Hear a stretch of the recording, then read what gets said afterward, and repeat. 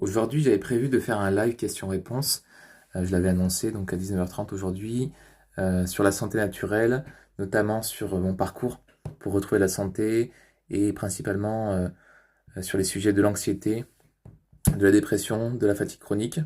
Donc j'avais prévu de répondre aux questions qui m'ont été posées en commentaire ces derniers jours. Malheureusement, du coup, j'ai 24 heures en fait d'attente au niveau paramétrage YouTube. Donc, je vais devoir faire le live demain à 19h30. Je vais l'annoncer en post. Dans la vidéo d'aujourd'hui, je vais parler de l'importance de passer à l'action et non pas seulement de s'informer et de réfléchir pour pouvoir finalement avancer sur sa santé et guérir de problèmes de santé. Parfois, quand on a des soucis de santé, on commence à essayer de rechercher, de comprendre ce qu'on a, surtout si on n'a pas trouvé de solution avec la médecine allopathique.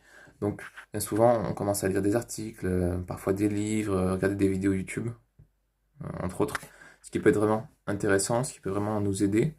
Mais bien souvent, c'est vraiment en passant à l'action, en mettant en place des choses, qu'on va vraiment pouvoir finalement obtenir des résultats. Et même si nos résultats ne sont pas toujours optimaux, ne sont pas toujours très bons au début, il vaut mieux faire, quitte à se tromper un peu, faire des erreurs, apprendre du coup des actions qu'on a mis en place, analyser un petit peu les résultats qu'on obtient, et à partir de là, voilà, soit poursuivre dans la même direction, soit changer un peu de direction, mais au moins on a avancé parce que on commence à mieux se connaître, on voit ce qui fonctionne pas, et au moins on n'est pas bloqué toujours au même point, juste avec des connaissances mentales.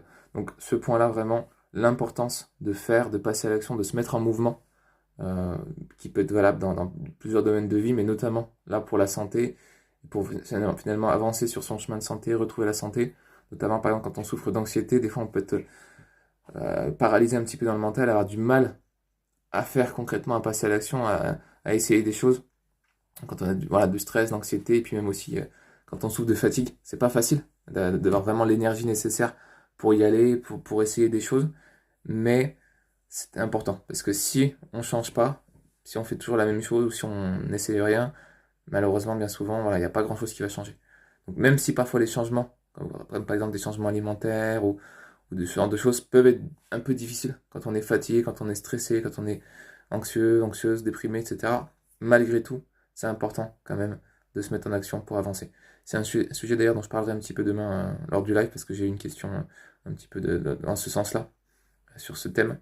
Donc voilà, on se retrouve demain, 19h30, pour le live. S'il y a des personnes qui ont envie de poser des questions sur des problèmes de santé, n'hésitez pas à venir demain au live.